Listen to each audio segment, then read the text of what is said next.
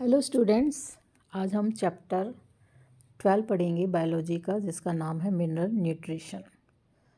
तो अभी तक हमने क्या पढ़ा है, जितने भी हमारे लिविंग ऑर्गेनिज्म होते हैं सभी की कुछ बेसिक नीड्स होती हैं जो उनको अपनी ग्रोथ और डेवलपमेंट के लिए चाहिए होती हैं।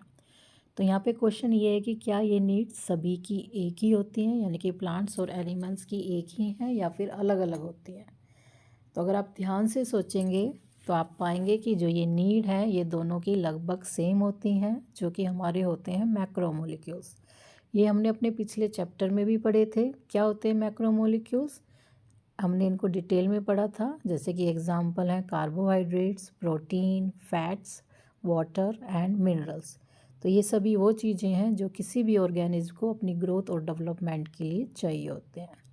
लेकिन इस चैप्टर में हम केवल फोकस करेंगे उन एलिमेंट्स के बारे में जो किसी भी प्लांट को अपनी ग्रोथ के लिए ज़रूरी होते हैं, और अगर उसको वो न्यूट्रिएंट्स या फिर एलिमेंट्स ना मिलें तो उसके अंदर क्या डेफिशिएंसी आ सकती है। तो यानी कि हम फोकस करेंगे इनऑर्गेनिक प्लांट न्यूट्रिशन के बारे में। तो बाकी जो ये आपका फर्स्ट पैराग्राफ है, मैंने अंडरलाइन किया हुआ है मेन पॉइंट्स को। बाकी जो इस चीज़ें हैं ये एम है जो हम इस चैप्टर में पढ़ने वाले हैं, ठीक है। तो इसमें नेक्स्ट टॉपिक आता है कि methods to study the mineral requirements of plants. तो इसमें सबसे पहले जिन्होंने काम किया था उन साइंटिस्ट का नाम था, 1860 में उन्होंने एक्सपेरिमेंट किया था और उनका नाम था जूलियस वॉन सैक। वो एक जर्मन बॉटनिस्ट थे। तो उन्होंने क्या किया था, हम बचपन से ही जानते हैं कि जो भी प्लांट्स होते हैं वो सॉइल में उगाए जाते हैं, हम उनको सॉइल में ग्रो करते हैं। लेकिन उन्होंने एक ऐसी टेक्निक निकाली जिसमें उन्होंने प्लांट्स को ग्रो किया बट विदाउट सॉइल। उन्होंने क्या यूज़ किया, उन्होंने यूज़ किया मिनरल सॉल्यूशन, और इस टेक्निक का नाम था hydroponics. The technique of the growing plants in a nutrient solution is known as hydroponics. तो इसके लिए क्या क्या चीज़ें चाहिए थी, बेसिक चीज़ें जो न्यूट्रिएंट सॉल्यूशन को बनाने के लिए चाहिए वो था आपका purified water and mineral nutrient salt. तो इन्होंने साथ में ये भी पूछा है, can you explain why this is so essential, यानी कि प्यूरिफाइड वाटर ही क्यों एसेंशियल था। क्या आप उसकी जगह डर्टी वाटर भी यूज़ कर सकते थे? नहीं, क्योंकि वो फिर आपके जो ये आपका एक्सपेरिमेंट था उसके रिज़ल्ट को इंटरफेयर कर सकता था, यानी रिज़ल्ट को ऑल्टर कर सकता था। इसलिए आपको चाहिए था purified water and mineral nutrients. तो क्या पाया उन्होंने अपने रिज़ल्ट में, जो भी उन्होंने एक्सपेरिमेंट किया तो उसका हमेशा एक ऑब्जर्वेशन और एक रिज़ल्ट होता है। तो by this method essential elements are identified, यानी कि इन्होंने एक्सपेरिमेंट किया। ये इन्होंने सेटअप दिखाया हुआ है साइड में, आप देख सकते हो। तो उन्होंने एक्सपेरिमेंट किया और उसमें पहले जैसे एक न्यूट्रिएंट डाला, फिर दूसरा डाला, उसका रिज़ल्ट देखा, और उसको नहीं डाला तो उससे क्या कमी आई। इस तरीके से उन्होंने एक्सपेरिमेंट किए और finally they are able to identified the all essential elements. उन्होंने जितने भी प्लांट की ग्रोथ और डेवलपमेंट के लिए एलिमेंट्स ज़रूरी थे उनको आइडेंटिफाई कर लिया, और साथ ही ये भी पता लगा लिया कि डेफिशिएंसी सिम्टम्स, यानी कि अगर उनकी कमी रह जाती है प्लांट्स में तो उनके अंदर कौन कौन से सिम्टम नज़र आएंगे। और इस टेक्निक को hydroponics has been successfully employed as a technique. इसके बाद इसको कमर्शियल प्रोडक्शन के लिए भी यूज़ किया गया कुछ प्लांट्स के लिए। तो यहाँ से आपसे ये क्वेश्चन पूछा जा सकता है कि भाई किन वेजिटेबल्स में ये यूज़ किया गया। तो जैसे कि टमाटो है, इसके अलावा सीडलेस क्यूकम्बर और लेटस, इन वेजिटेबल्स के लिए हाइड्रोपोनिक्स टेक्निक को यूज़ किया गया फॉर कमर्शियल प्रोडक्शन। कमर्शियल मतलब for business type of production. और साथ ही साथ इसमें एक कंडीशन और थी कि ये यानी कि टेक्निक तब अच्छा रिजल्ट देगी if adequately aerated to obtain the optimum growth, यानी कि प्रॉपर सिस्टम होना चाहिए टू एरेट द सिस्टम, यानी कि टू प्रोवाइड द ऑक्सीजन। क्योंकि अगर ऑक्सीजन नहीं मिलेगी तो जो रूट हैं दे विल डाई, और अगर root will die the entire plant will also die. तो इस वजह से प्रॉपर सिस्टम होना चाहिए था to provide oxygen to the in this technique. उसके बाद जो नेक्स्ट आपका टॉपिक है that is essential mineral elements. तो अब आपने एलिमेंट्स आइडेंटिफाई कर लिए थे, लेकिन इससे पहले टोटल लगभग 105 एलिमेंट्स हैं जो डिस्कवर किए जा चुके थे, और इनमें से ये देखा गया था 60 एलिमेंट्स थे जो हमें प्लांट्स के अंदर मिले थे। इनमें से कुछ प्लांट ऐसे थे जिनके अंदर हमें सेलेनियम, गोल्ड, बल्कि कुछ में तो हमें रेडियो एक्टिव एलिमेंट स्ट्रोंटियम भी मिला था। तो क्या ये सारे के सारे एलिमेंट्स ही प्लांट की ग्रोथ के लिए ज़रूरी होते हैं? तो इस चीज़ का पता लगाना ज़रूरी था, पता भी लगाया गया। तो यहीं से आपका ये टॉपिक आया और ये क्राइटेरिया दिया गया कि कौन से एलिमेंट्स एसेंशियल होते हैं प्लांट्स के लिए और कौन से नहीं होते। यानी कि आप केवल इसी बात से, अगर वो प्लांट के अंदर प्रेजेंट है, ये नहीं कह सकते कि this element is essential for the growth of plant.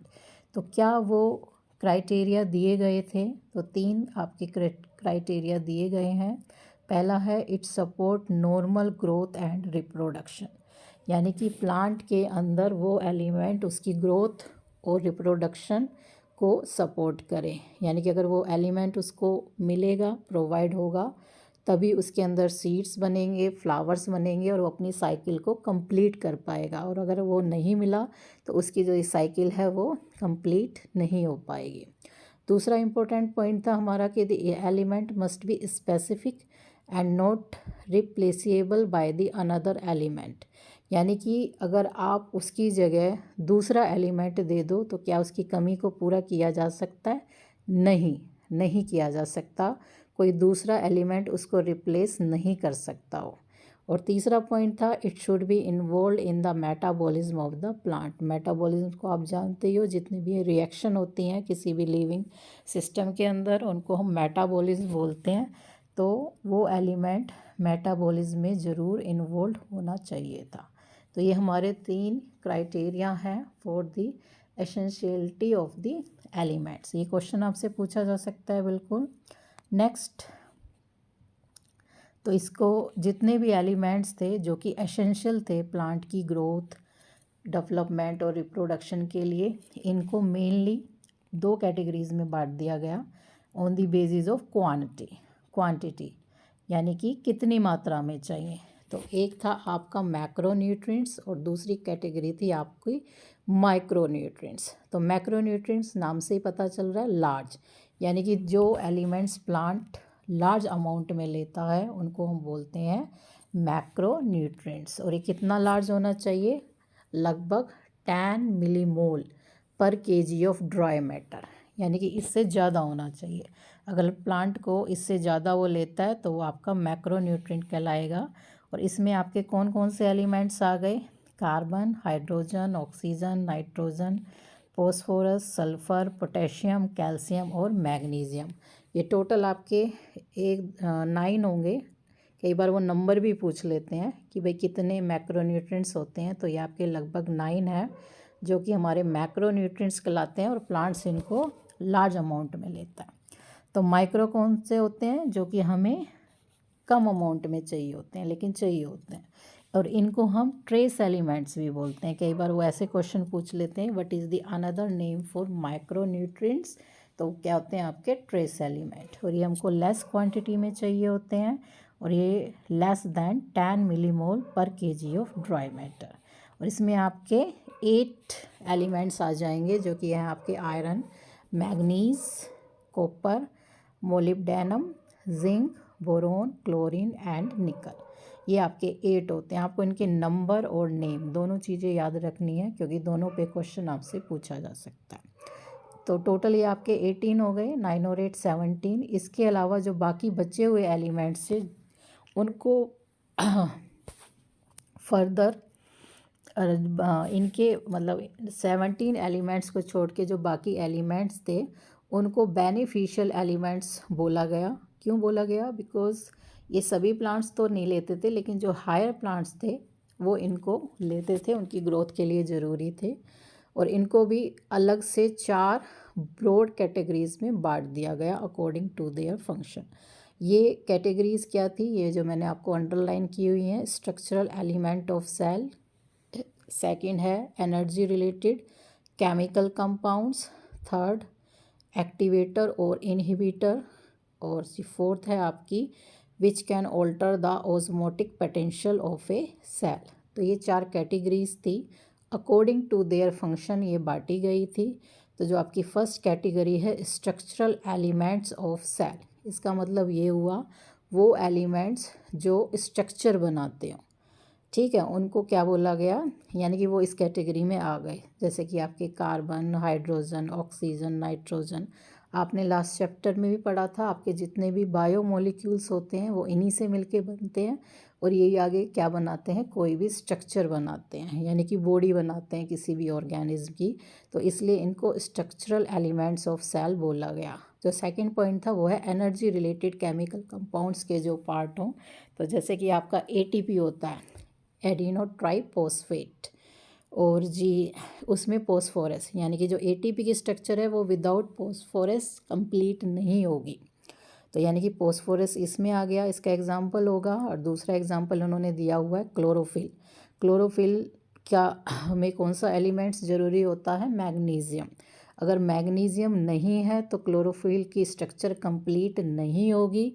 तो ये आपके हो गए energy related chemical compounds, magnesium और phosphorus. Magnesium is the part of chlorophyll and the phosphorus is the part of ATP. ये एग्जांपल्स आपने ज़रूर याद रखने हैं, इन पे किसी पे भी क्वेश्चन पूछा जा सकता है। नेक्स्ट है आपका which acts as a elements, जो एक्ट करते हैं एज ए एक्टिवेटर और इनहिबिटर।